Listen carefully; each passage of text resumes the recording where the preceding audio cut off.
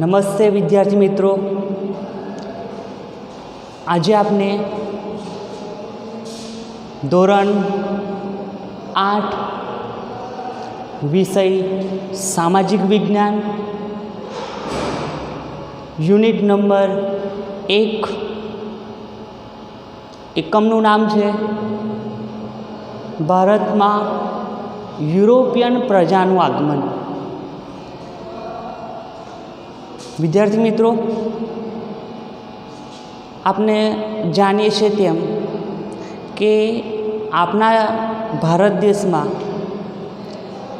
અનેક પ્રજાઓ આવી અને એ પ્રજાઓમાં કેટલીક પ્રજા ભારતમાં સ્થાયી થઈ, જ્યારે કેટલીક પ્રજા જે સ્થાયી થઈ શકી નહીં એ પ્રજા પાછી પોતાના દેશ ચાલી ગઈ। અહીંયા આ એકમ આપને ભારતમાં યુરોપિયન પ્રજાઓનું આગમન કઈ રીતે થાય છે, કઈ કઈ પ્રજાઓ આવે છે, એના વિશે આપણે અભ્યાસ કરવાનો છે। તો આપણે વિષય વસ્તુની શરૂઆત કરશું। તો અહીંયા ધ્યાન આપજો, ખાસ વર્ષો અગાઉ આપણો દેશ દુનિયામાં અગ્રીમ હરોળમાં હતો। વર્ષો અગાઉ આપણો જે ભારત દેશ છે એ પૂરા વર્લ્ડમાં, પૂરા વિશ્વમાં અગ્રીમ હરોળમાં હતો। કારણ કે એ સમયમાં ભારતની સમૃદ્ધિ એટલી હતી, ભારતની સંસ્કૃતિ એવી હતી અને એના કારણે ભારત દેશ એ સમયમાં ખૂબ જ સમૃદ્ધ હતો અને તેથી વિશ્વમાં અગ્રીમ હરોળમાં એમની ગણના થતી હતી। આ ઉપરાંત જોઈએ તો કે વિશ્વમાં ભારત દેશનું અનોખું મહત્ત્વ હતું। વિશ્વમાં ભારત દેશનું અનોખું મહત્ત્વ હતું અને એ મહત્ત્વને ધ્યાનમાં લઈને ઘણી બધી પ્રજાઓનું ભારતમાં અવતરણ થયું હતું। બરાબર, ખૂબ જ મહત્ત્વ હતું વિશ્વમાં।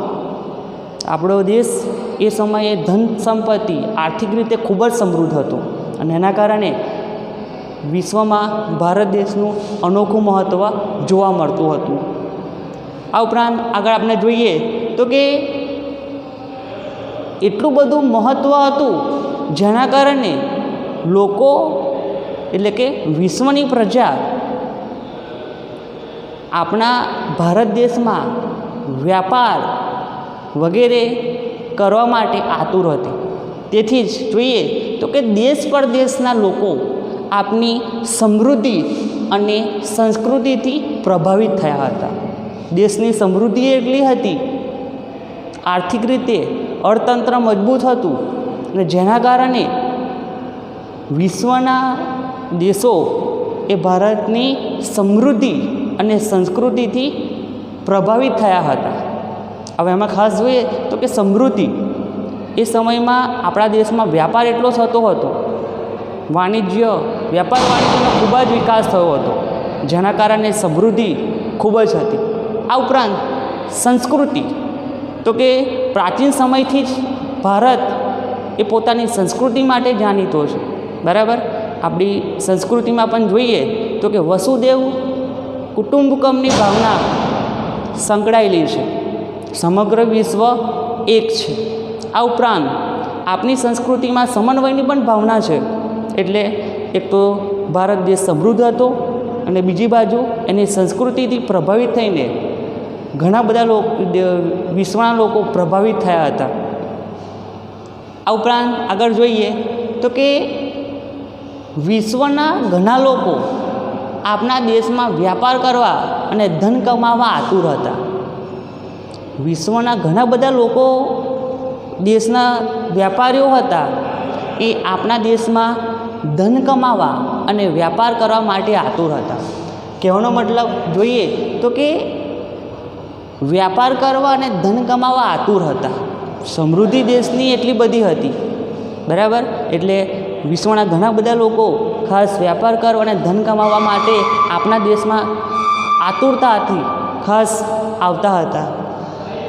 પ્રાચીન કાળથી જ વિદેશી વેપારીઓ જમીન માર્ગે ભારતની વાયવ્ય સરહદીથી ભારતમાં આવતા અને એ પોતે ભારતમાંથી માલ સામાન ખરીદીને યુરોપ દેશોમાં વેચતા હતા. શું થતું હતું? અહીંયા ધ્યાન કે પ્રાચીન કાળથી જ જે વિદેશી વેપારીઓ છે એ જમીન માર્ગે આવતા. કયો માર્ગ હતો? જમીન માર્ગ. જૂના સમયમાં યુરોપ અને ભારત વચ્ચે જો વ્યાપારનો માર્ગ હોય તો જમીન માર્ગ. એટલે પ્રાચીન સમયમાં આ વિદેશી વેપારીઓ એ જમીન માર્ગે ભારતમાં આવતા અને ભારતનો માલ સામાન ખરીદતા અને એ પોતે લઈને પાછો પોતાના દેશ યુરોપ વગેરે દેશોમાં એનું વેચાણ થતું હતું. એટલે ખાસ ભારતની વસ્તુઓ વિશ્વમાં વેચાતી હતી.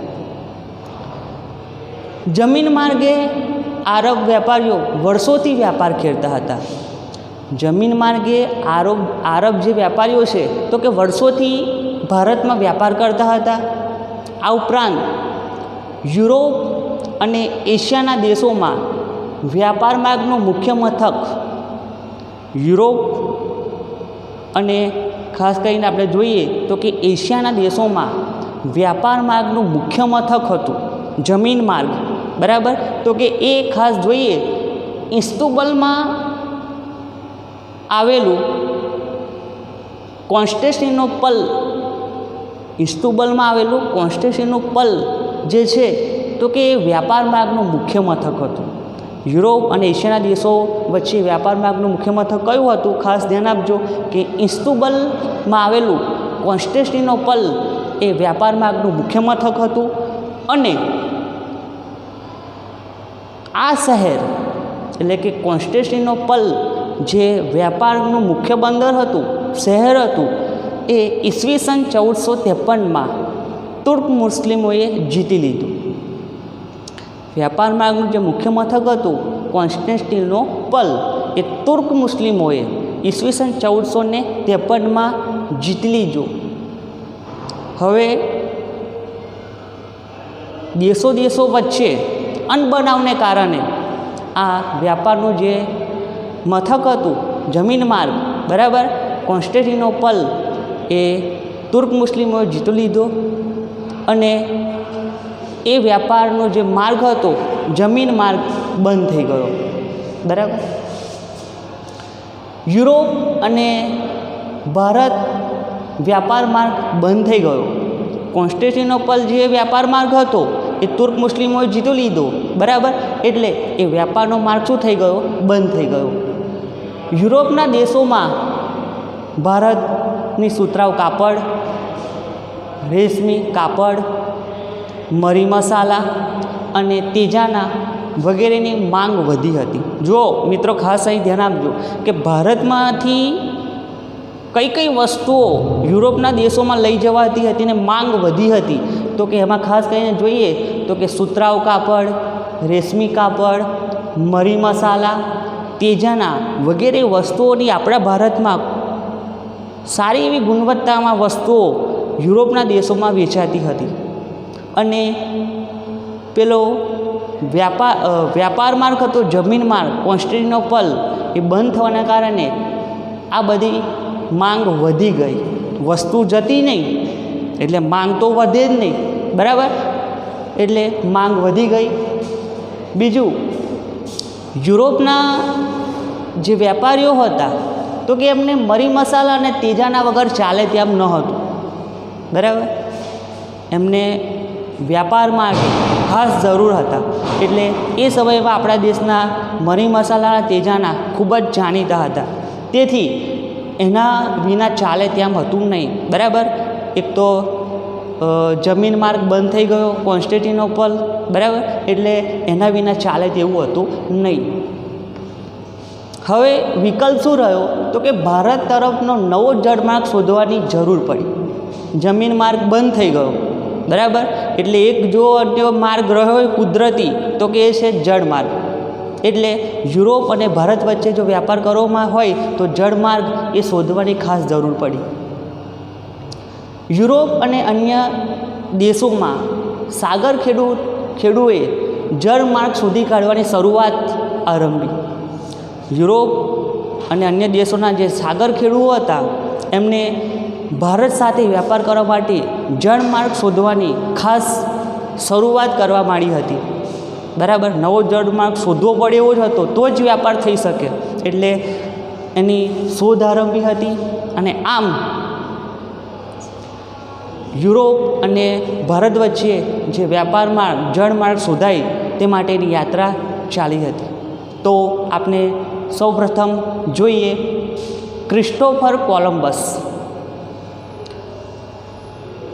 એમાં ખાસ આપણે જોઈએ તો કે નવા જળમાર્ગના શોધ માટે યુરોપના અને એ દેશોના ઘણા બધા રાજાઓ નવા જળમાર્ગ શોધવા માટે ખાસ વિચાર વિનિમય કરતા હતા, એના પર કામ ચાલી રહ્યું હતું. તો પોર્ટુગલના રાજા પ્રિન્સ હેનરીની પ્રેરણા, પ્રોત્સાહન અને આર્થિક મદદથી નવા જળમાર્ગની શોધવાના પ્રયત્નો ચાલ્યા. જે યુરોપના પોર્ટુગલના રાજા હતા પ્રિન્સ હેનરી, એ નવા જળમાર્ગ શોધવા માટે પ્રેરણા, પ્રોત્સાહન અને આર્થિક મદદ કરતા હતા. અને આ રીતે કામકાજ ચાલતું હતું, જેમાં સૌપ્રથમ સાહસવીર હતો બાર્થોલોમ્યુ ડાયજે, બરાબર. ખાસ યાદ રાખજો, બાર્થોલોમ્યુ ડાયજે કેપ ઓફ ગુડ હોપની ભૂસીર શોધી હતી. સૌપ્રથમ ભૂસીર શોધી હતી બાર્થોલોમ્યુ ડાયજે, કેપ ઓફ ગુડ હોપની ભૂસીર. ત્યાર પછી જોઈએ તો કે સ્પેનના રાજાની આર્થિક મદદથી ક્રિસ્ટોફર કોલંબસે ભારત આવવાના જળમાર્ગની શોધવા માટે નીકળી પડ્યો હતો, બરાબર. એને કોણે મદદ કરી હતી તો કે સ્પેનના રાજાની મદદથી એ પોતે નવા જળમાર્ગ શોધવા માટે પોતે નીકળ્યો હતો. એ પોતે માનતો હતો કે પૂર્વમાં જવા માટે પશ્ચિમ બાજુથી પણ જઈ શકાય. ક્રિસ્ટોફર કોલંબસ પોતે એવું માનતો હતો કે પૂર્વમાં જવા માટે પશ્ચિમ બાજુથી પણ જઈ શકાય. હવે એને એવું કેમ માન્યું હશે તો એનું કારણ એ જ છે કે આપણી પૃથ્વી ગોળ છે, એટલે એ પૃથ્વીમાંથી પ્રવેશવું હોય તો પૂર્વ બાજુથી પશ્ચિમ બાજુ પણ જઈ શકાય અને પશ્ચિમથી પૂર્વ બાજુ પણ જઈ શકાય. પણ એમાં ખાસ છે કે જે તે સ્થળ પર પહોંચવા માટે સમય લાગી શકે છે, બરાબર. તો એ પોતે એવું માનતો હતો કે પૂર્વમાં જવા માટે પશ્ચિમ બાજુથી પણ જઈ શકાય છે. ઈસવીસન 1442માં ભારત આવવા નીકળ્યો. ક્રિસ્ટોફર કોલંબસ જળમાર્ગની શોધમાં હતો, એટલે એ ઈસવીસન 1442માં ભારત આવવા નીકળ્યો. 1442માં ભારત આવવા નીકળી પડ્યો, પરંતુ તે આકસ્મિક રીતે અમેરિકા જઈ પડ્યો. ખાસ મિત્રો અહીંયા સર પૂછ કરજો. તો મિત્રો આપણે ખાસ જોયું કે ક્રિસ્ટોફર કોલંબસ એ ભારત આવવા માટે 1492માં નીકળ્યો હતો, બરાબર. ખાસ યાદ રાખજો, ઈસવીસન 1492માં એ પોતે ભારત આવવા નવા જળમાર્ગની શોધ માટે નીકળી પડ્યો હતો અને એ પોતે આકસ્મિક રીતે અમેરિકા જઈ પડ્યો.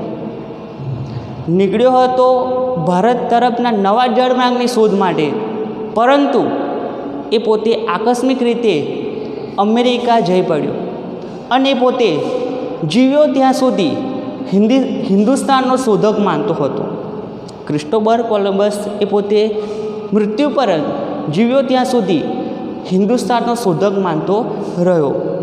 પરંતુ એમાં ઇટાલીના સંશોધક છે અમેરિકો વેસ્પુચી, એમને સ્પષ્ટતા કરી કે ક્રિસ્ટોબર કોલંબસે ભારતનો જળમાર્ગ શોધ્યો નથી, પરંતુ તેમણે અમેરિકા શોધ કરી હતી, અમેરિકાની, અને એ સ્પષ્ટતા થઈ. બરાબર. તો કે આ રીતે નવા જળમાર્ગની શોધમાં જે ક્રિસ્ટોબર કોલંબસ નીકળ્યો હતો પણ આકસ્મિક રીતે અમેરિકાને શોધે છે. હવે આગળ આજે પણ અમેરિકાના જે મૂળ વતનીઓ છે તેમને રેડ ઇન્ડિયન અને તેના કિનારાના ટાપુઓને વેસ્ટ ઇન્ડિઝ એવા નામથી ઓળખવામાં આવે છે. બરાબર. ખાસ યાદ રાખજો, અમેરિકાના મૂળ વતનીઓને રેડ ઇન્ડિયન અને કિનારાના ટાપુઓના પ્રદેશને વેસ્ટ ઇન્ડિઝ તરીકે ઓળખવામાં આવે છે. તો આમ ક્રિસ્ટોબર કોલંબસની જે યાત્રા છે તો કે આ રીતે પૂર્ણ થતી હતી. બરાબર.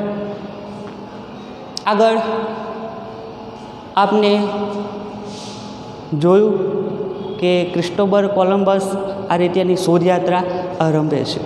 હવે આગળ નવા એક સાહસવીર છે જે જળમાર્ગ માટે શોધવા માટે નીકળ્યા હતા, અને એમાં વાસ્કો દ ગામા. બરાબર. એ પણ ભારત આવવાના જળમાર્ગની શોધ માટે નીકળ્યા હતા. તો એમના વિશે ખાસ જોઈએ. ભારત આવવાનો જળમાર્ગ શોધવામાં સફળતા મેળવનાર અનેક સાહસિકોમાંનો એક સાહસિક વાસ્કો દ ગામા, જે પોર્ટુગલ દેશનો રહેવાસી હતો. બરાબર. ખાસ યાદ રાખજો કે વાસ્કો જે ગામા છે, વાસ્કો દ ગામા એ પોર્ટુગલ દેશનો રહેવાસી હતો, અને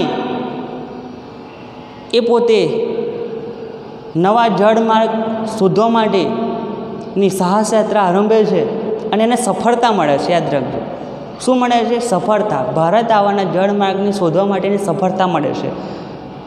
એ પોતે જહાજ લઈને નીકળી પડે છે, અને એનું જહાજ પોર્ટુગલના લિસ્બન બંદરેથી એનું જહાજ ઉપડે છે, અને આફ્રિકાની દક્ષિણે કેપ ઓફ ગુડ હોપને ચક્કર લગાવીને આફ્રિકાના પૂર્વ કિનારે મલેન્દી પહોંચીને હિન્દ મહાસાગરમાં આગળ વધે છે. બરાબર. એનું જહાજ ક્યાંથી આવ્યું હતું તો કે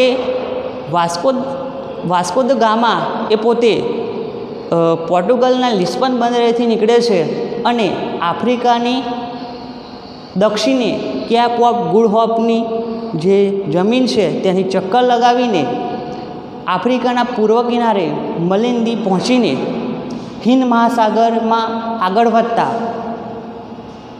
વધે છે. પરંતુ એમાં શું થાય છે તો મિત્રો જુઓ, વાસ્કો દ ગામાને પણ ભારત આવવાના જળમાર્ગની શોધવામાં તકલીફ પડી હતી. એને પણ રસ્તો મળતો ન હતો હિન્દ મહાસાગરમાંથી આગળ વધતો, પરંતુ એને કમનસીબે, બરાબર, એનું ભાગ્ય હશે કે એ સમયમાં મોહમ્મદ ઇબ્ન મસ્જિદ નામના હિન્દી ખલાસીની મદદ મળે છે એને. બરાબર. કયો ખલાસી હતો? મોહમ્મદ ઇબ્ન મસ્જિદ નામના ખલાસીની એને મદદ મળે છે, અને એ પોતે હિન્દ મહાસાગરમાં 22 મે ઈસવીસન 1498 ના દિવસે કાલિકટ બંદરે પહોંચે છે. બરાબર. વાસ્કો દ ગામા ખાસ યાદ રાખજો કે એનું જહાજ હિન્દ મહાસાગરમાંથી થઈને પસાર થાય છે, અને 22 મે ઈસવીસન 1498ના દિવસે એ પોતે કાલિકટ, ભારતના દક્ષિણે આવેલું બંદર છે, ત્યાં પહોંચે છે. ત્યાર પછી એ પોતે ભારતમાં પહોંચી જાય છે, અને એ સમયે એ કાલિકટનો રાજા જામોરીન, જેને સામુદ્રિક તરીકે પણ ઓળખવામાં આવે છે, તો કે કાલિકટનો રાજા એ સમયે જામોરીન નામનો રાજા હતો. એ પોતે જામોરીન નામના રાજાના દરબારમાં જાય છે, અને એ જામોરીન રાજા પોર્ટુગલ લોકોને વેપાર કરવાની છૂટ પરવાનગી આપે છે, બરાબર. વ્યાપાર કરવા માટે એમની પરવાનગી મંજૂરી આપે છે. ઈસવીસન વ્યાપાર કરવાની મંજૂરી આપી દીધી, બરાબર. અને ત્યાર પછી જોઈએ તો કે ઈસવીસન 1502માં કાલિકટમાં પોતે કોઠી સ્થાપે છે. આ પોર્ટુગીઝો જે છે ઈસવીસન 1502માં કાલિકટમાં કોઠી સ્થાપે છે, બરાબર. પોર્ટુગીઝોને ફિરંગીઓ તરીકે પણ ઓળખવામાં આવે છે અને વ્યાપાર કરવાની પરવાનગી મળતા ઈસવીસન 1502માં કાલિકટમાં પોતે કોઠી સ્થાપે છે. કોઠી એટલે શું? વ્યાપારનું સ્થળ, બરાબર. એ પોતે વ્યાપાર વગેરે કરવા માટેનો એક કિલ્લો તરીકે પણ ઓળખવામાં આવે છે અને તેની ફરતે કિલ્લો બાંધીને અલ્બુકર્ક નામના સેનાપતિને રક્ષક તરીકે નિમે છે. કિલ્લો બાંધે છે અને એક મજબૂત સેનાપતિ રક્ષક તરીકે અલ્બુકર્ક નામના સેનાપતિને રક્ષક તરીકે નિમે છે. ત્યાર પછી આ અલ્બુકર્ક જે સેનાપતિ હતો એ ઉત્તર તરફ આગળ વધતા ઈસવીસન 1506માં એ ગોવા જીતી લે છે. વિદ્યાર્થી મિત્રો, આપણે વાસ્કો દ ગામા જે જળમાર્ગ શોધવા માટે નીકળે છે, બરાબર. તો કે આજના પિરિયડમાં લેક્ચરમાં આટલું ખાસ છે અને હવે પછીનું જે આપણે ભણીશું એ આના પછીનો જે નેક્સ્ટ પિરિયડ આવશે ત્યારે આપણે એના વિશે ભણીશું. તમે મને સાંભળ્યો તે માટે તમારો આભાર.